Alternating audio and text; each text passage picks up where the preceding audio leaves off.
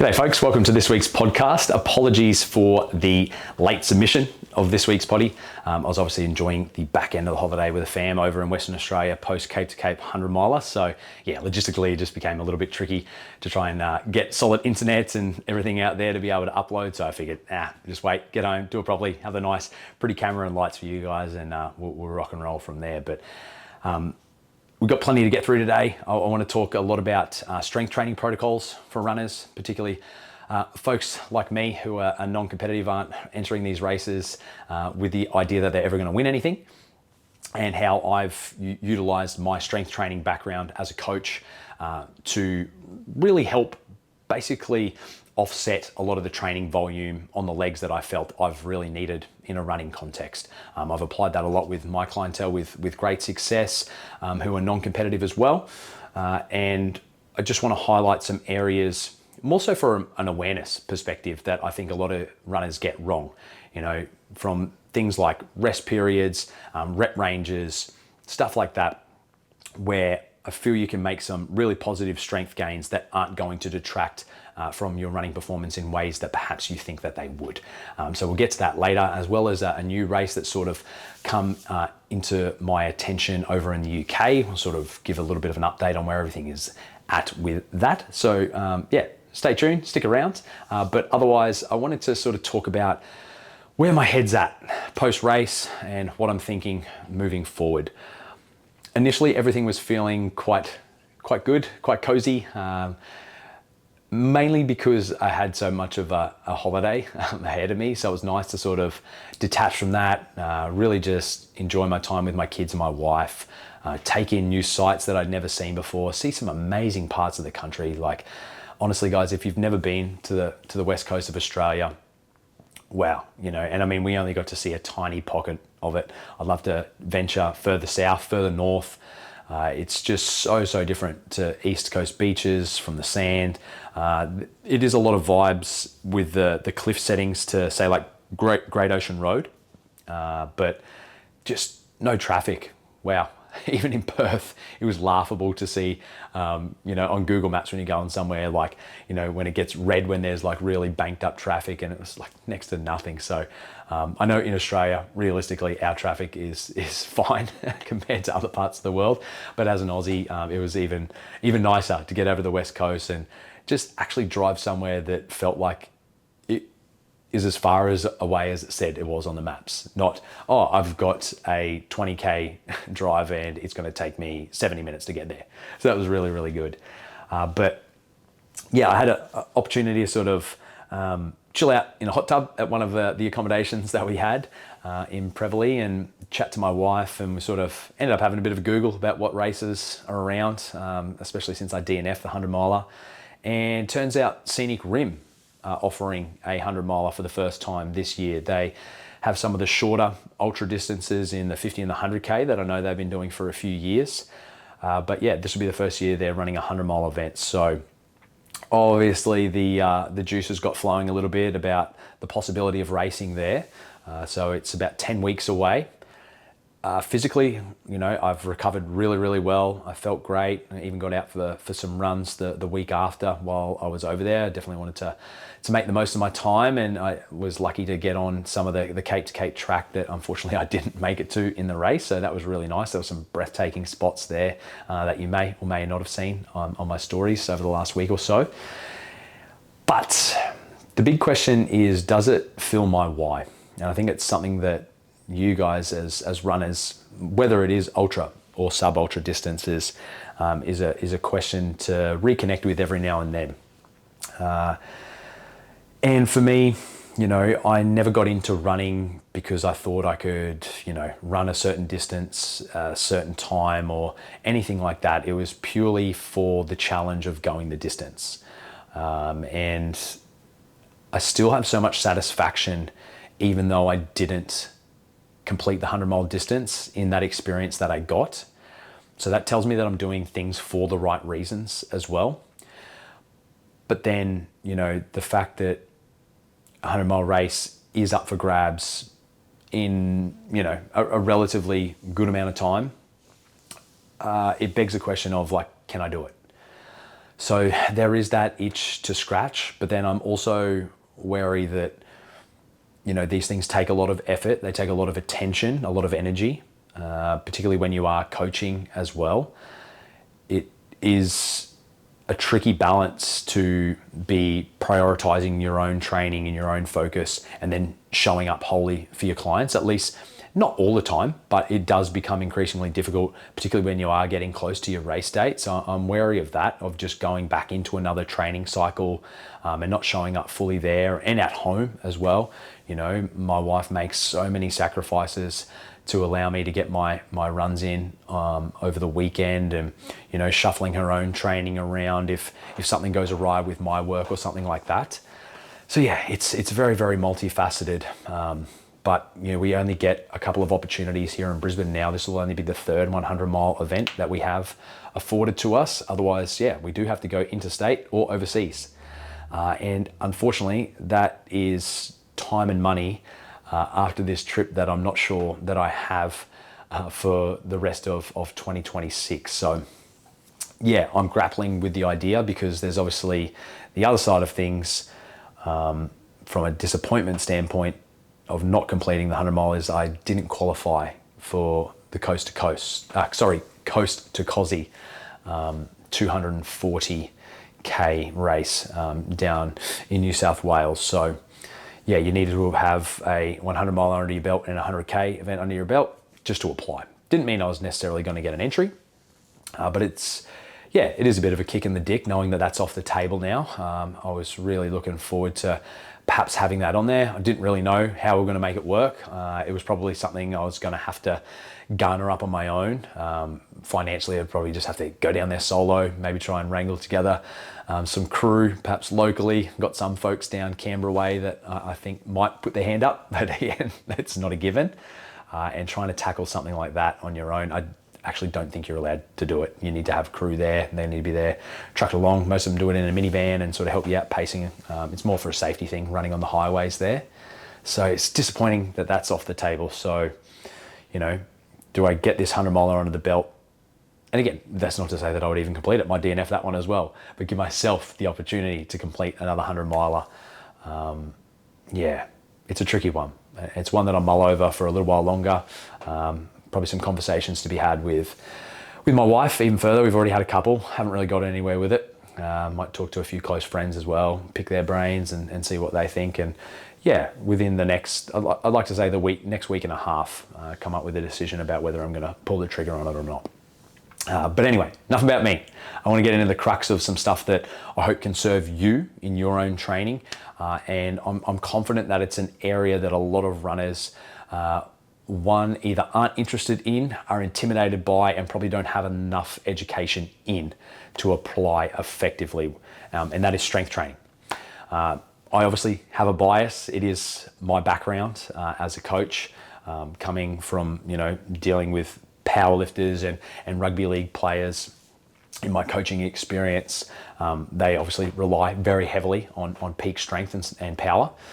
But I've found since transitioning to ultramarathons, particularly out on trails, that fatigue resistance component has definitely helped me. Having that strength, it's never felt like anything that has aided me in the back end of the race as far as durability goes.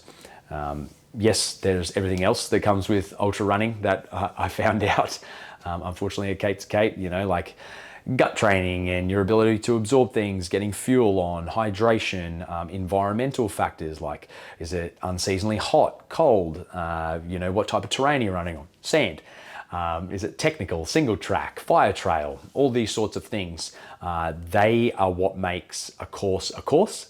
And I also think it brings that uniqueness to trail running and ultra marathons, is that, you know, those that are more familiar with the terrain and what it takes to go into these things generally perform better. And I think that's why you seldom see people win these events, even at the top end, if they haven't had experience on the course before. Obviously, these guys and girls that are winning these events are already very, very accomplished physically. They obviously have what it takes mentally, and assuming they've got the right people around them from a nutrition standpoint and stuff like that, they're definitely giving themselves every opportunity to go and perform really, really well. But I think it's really tricky for folks like us that are just going out there to, whether it's complete or, just really just race for yourself, but you're never going to be at the pointy end of the spear when it comes to being competitive, is you may be taking part on a course that is completely new, completely foreign, and there was actually no way that you could truly replicate the course conditions, which I found out heading over to Western Australia. Like, we just don't have beaches like that. Felt a lot like what I assume breaking trail in snow is like on some sections running over there. But anyway, I digress. Like, getting back to strength training components, I guess I'll start where I see a lot of runners typically go wrong in the weight room, at least from like an adaptation perspective. And that's getting stuck in this gray zone of almost like bodybuilder workouts. So they're probably using rep ranges of like 8 to 15. If you aren't training close to your 1RM, you are not efficiently training for strength. The most efficient way to improve your strength is to train within 80% of your 1 rep max. And that is going to be somewhere between 1 and 6, maybe out to 8 reps. And if you are just living in this zone of 8 to 15, this traditional bodybuilder style, if you're actually training relatively hard, you're going to be just creating a whole heap of fatigue that you need to then recover from. And that will eventually detract from your running performance, at least acutely anyway. So you're never going to be doing your best work either that same day or the next day when you've sort of pushed yourself in that rep range. So one, that is a volume and intensity problem, because you then just dug yourself a hole for recovery. And you also haven't trained close enough to your 1RM to really get stronger. If you are someone who is a complete novice in the gym, you can probably get away with training like that for, at the pointiest end, 12 weeks. But even that is being generous. Most of it is probably going to peter out closer to like 6 to 8 weeks of training in that sort of rep range. What you need to be focusing more on to drive strength is using multi-joint exercises. So things like trap bar deadlifts, back squats. It may even be some shortened ranges like box squats. Doesn't have to be a back squat, front squat. Anything that is moving multiple joints, ankle, knee, hip at the same time, is going to be best bang for your buck, because you are recruiting a whole heap of muscle all at the same time. It requires a whole heap of neural drive, which is akin to running. It is a whole body movement. So it makes sense to be instilling some sort of compound lift into your training regime, not focusing solely on single joint movements, although they are definitely important. So we want to make sure that you are focusing on that sort of 1 to 6, 1 to 8 rep range, because you're going to be lowering the total volume, so the amount of reps that you're doing, which is going to help with the recovery aspect of things. But then more importantly, you're training heavier, which is closer to your 1RM, so you're actually stimulating adaptation to get stronger. And the big problem that I see is that people try and turn these things into like another cardio workout. So they're resting for very short periods of time, 30 seconds, maybe sometimes even less. And got the beauty of tracking rest on the software that I use for my clients online. And, I'll be digging through their data, and sometimes I'll see that they have been resting properly. And I'll say, why didn't you take the full amount of rest? And they say, I just didn't feel like I needed it. And the simple solve to that question is, well, you weren't lifting heavy enough then. So you need to lift heavy enough where you require at least 2 minutes of rest. So that is the low end of stimulating really nice strength adaptations. For those compound lifts, you're looking at 2 to 3 minutes for the work that is required for an ultra runner. You don't need to become a powerlifter where you're really training for peak strength, maximal strength. That's not what we're doing here. We're not talking about trying to go and smoke 1RMs every 6 to 8 weeks. That is a very specific style of training, and it probably is going to be something that you want to achieve. That has to be something that's an internal motivating factor for you.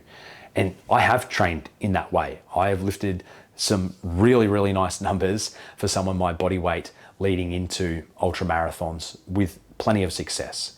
But again, it's probably more the fact that I am so well versed in that space, right? You're best where you spend most of your time. It's just like someone who comes from a running background is going to be able to tolerate so much more running volume and intensity whilst still applying some of the strength training principles that I would give them. Whereas if I tried to apply their running modality, I would probably start to break down. So again, like, context does matter. I'm not saying that. And I don't ever try and get any of my clients trying to push, arbitrary numbers for the sake of it. It is all in relative terms. So what you are capable of. But I just want to really drive home the fact that you need to be training close to your 1RM. And yes, body weight exercises do and can have their place in preparing for an ultra marathon. But I see them more as accessory lifts. So something that you would do to complement your compound movements. The reason I don't think that body weight exercises alone are going to drive any long-term strength benefits is, one, they're too far away from your 1RM. And again, someone would argue that it's like, well, you don't need to be training for peak strength.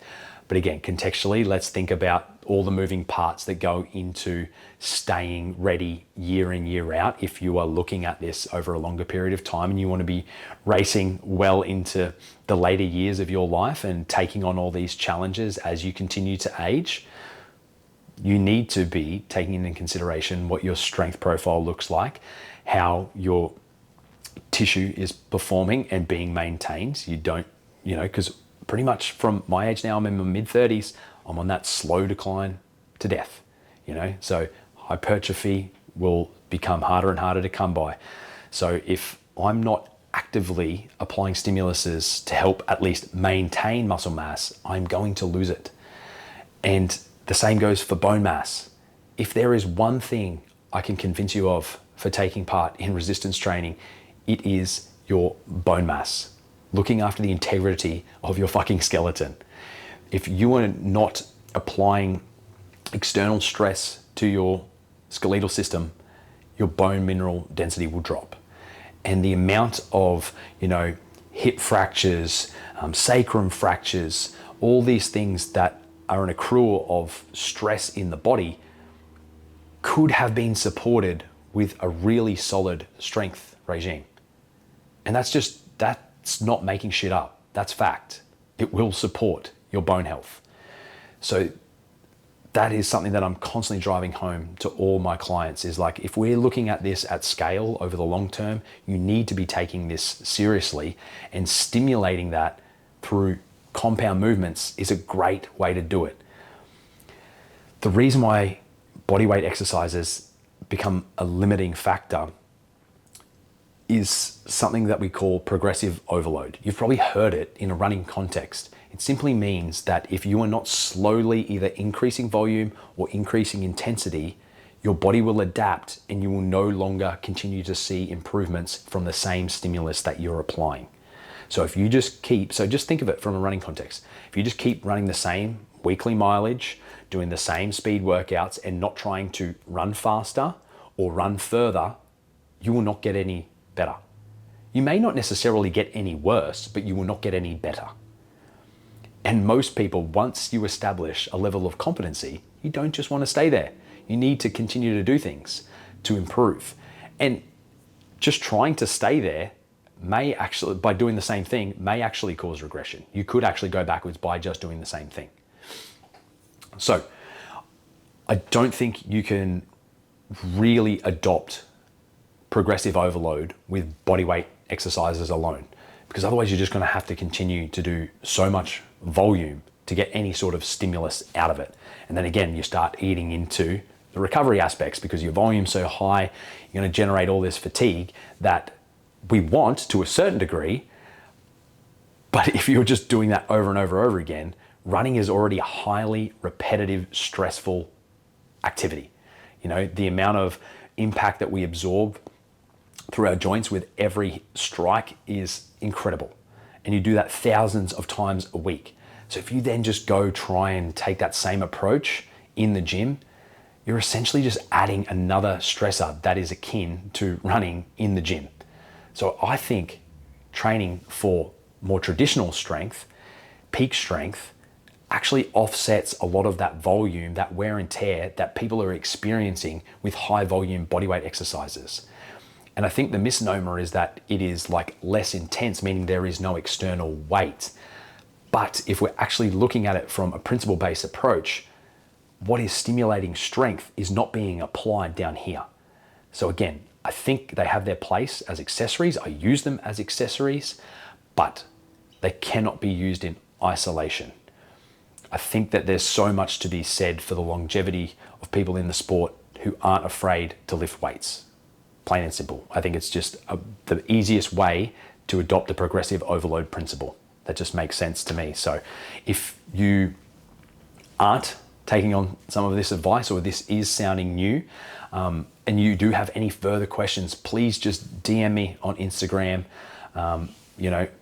I'm always willing to engage with people in the DMs and help educate. It's a massive, massive part of why I want to provide this free information for you guys, is to hopefully see you get some positive results. And if it is something that you're leaving off the table, put it on there. It's so good. And I know some people, they just say they don't find they enjoy it. Well, I would then sort of push back and say, don't stress so much about the weights or the numbers or anything like that. Strength training, when it comes to a compound movement, is a skill. Strength is a skill. It requires neuromuscular coordination. So a lot of your benefits, your improvements that you will see in the first few months of training is literally just the wiring of your brain in these new patterns of movement. So just get a bit more obsessed with how you're moving. Not even obsessed, just interested. That's why I get all my clients to film their lifts. Obviously, one, so I can give them feedback and stuff like that, but so that they're looking at how they're moving. And then I can point out, okay, well, see this movement, maybe, your knees caving in excessively when we're performing, a single leg movement. So we need to address, is that something that is biomechanically inefficient, or is it just an awareness problem? And oftentimes that knee valgus, so that knee tracking in, it's just an awareness thing.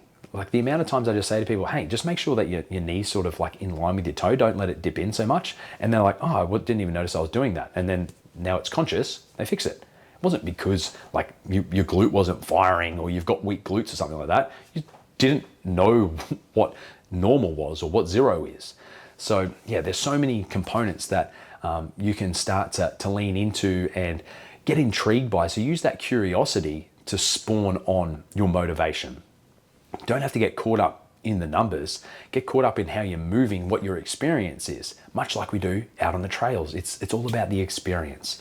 So I hope there's a few little nuggets of gold in there for you. And like I said, if there's any questions, queries that you have, please never hesitate to get at me in the DMs. I love talking about this stuff. But all I wanted to do in closing now was just discuss a race that's come to my attention literally only yesterday. I was always poking around on YouTube, having a look for different ultra or trail running little docos. I think it's the best part about the sport is how many creators are out there now putting out content on YouTube. And it's always interesting to get different perspectives or see what different races across the world are offering up. And I feel like the UK doesn't have much of an international presence when it comes to like the attention of what sort of races and stuff are going on over there, but they've got some incredible multi-day events, and there's one at the moment called the Spine Race. Don't quote me on where these races are taking place. I think it starts maybe west of Sheffield and sort of tracks north. So it's 268 miles, so about 430 kilometers. And I can't remember how many days they've got to complete this thing, but yeah, I was having a bit of a squizzy at the GPS tracking, and there's a Irish guy who's leading at the moment. Bear with me. His name is Ed Payne. Would have been about half an hour ago that I checked in, and he was already 222 miles in, and that was in just over 60 hours, I believe, maybe a little longer. and he had a lead of about 35 Ks, so 22 miles. And I actually found his Instagram. I was having a bit of a look a few days ago.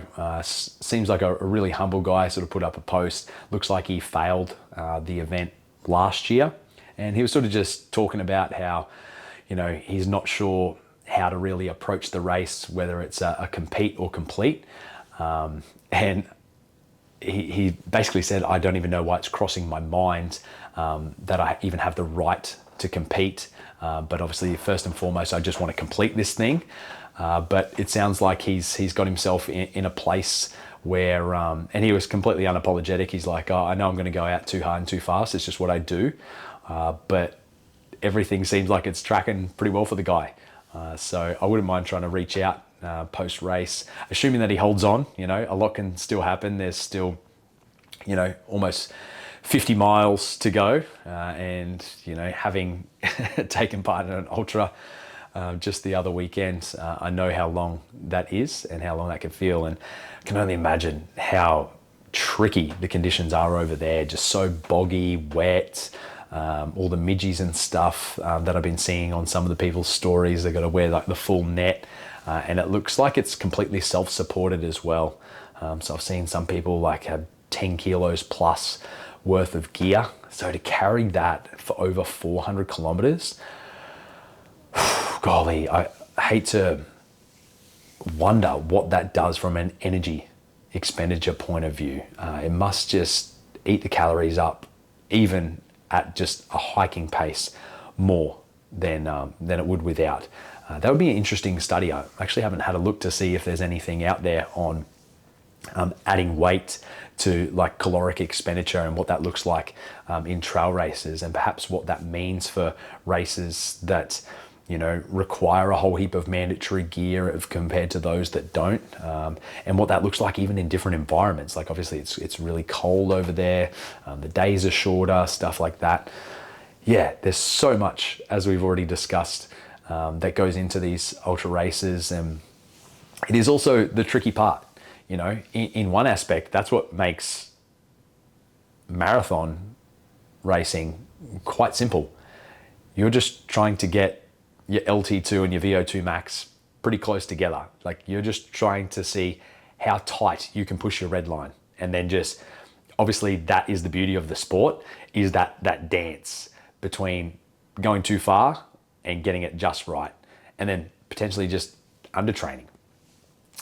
Whereas there's just so much more than VO2 max that goes into ultra marathons. You've got the gut training, you've got the nutrition. So what fuel sources are you taking on? Like, are you high carb, or are you whole food? Are you gels? I mean, we saw Killian Korth punch 60 hours of gels only. Like, that is crazy to me that you went 2.5 days with not eating a solid piece of food. Incredible. And then you've got, you know, like gear, mandatory gear. So how much external load are you carrying? What time of year is the race run? How much vert is there? Is it, what altitude are you running at? There's just so much complexity that goes into it. And I think that's part of what makes it a challenge, but then also a part of it that evens the playing field. Like, if you don't have to be the absolute fittest when it comes to VO2 max to win, or perhaps do better than what your fitness suggests, then I think that is a really cool thing as well. You know, the psychological side of things, decision making, what crew you have, you know, are you listening to music? There's so many things. I didn't wear headphones, even though my wife tried to get me to wear headphones when I left that 54K aid station. And I don't think realistically things would have changed too much. I think I was too far gone even at that stage. At least within 45 minutes of leaving that aid station. I hadn't eaten any solid food, and gels just clearly weren't working for me anymore. So I was, as I said, that ticking time bomb. But anyway, that's, I think, enough. We'll put a pin on this week's episode. I hope you got something out of it from a strength training context. And yeah, as I said, I'll continue to put these out week to week. I hope to start getting some guests on soon. Reach out to people within my space, outside of my space as well. I just want to continue to give people of different abilities, backgrounds, an opportunity to sort of share what running means to them. Whilst I think it's awesome to talk to people at the top, I think so much can be learnt and applied by people that aren't going to be performing at the pointy end of the spear, because perhaps things that are going to work for those that are going to win aren't optimal for those that are never going to win. So I want to try and champion a lot of that. You know, like that comes back to even some of my training ethos. Like I said from the jump, I don't think you're going to see anyone who's winning these multi-day ultras and stuff like that adopt my coaching ethos anytime soon. I don't think you're going to see them, you know, training for peak strength and stuff like that. So yeah, thanks again for tuning in. As always, if you do like what I'm putting out, please like it, subscribe to it. It does all those beautiful things in the algo to help promote it to more people so that we can help spread this message, hopefully share some value, maybe a different point of view for people that are trying to tackle these ultras and get people into the sport. As I'll continue to echo week on, week out, I just want to see the sport grow, and hopefully we can find a way to do that in a way that doesn't take away from the experience. Whilst I want people to experience it, I also don't want these events to turn into, I don't know, I just don't want things to get out of hand where people are put off by it because it becomes intimidating all of a sudden. I want to continue to promote that sense of adventure, because that's what it's all about for me, is getting out there and seeing what you're capable of, but also just experiencing what Mother Nature's got to give to you. All right, I hope you have a wonderful back end of your week, and I'll get back to regular scheduling next week. Take care.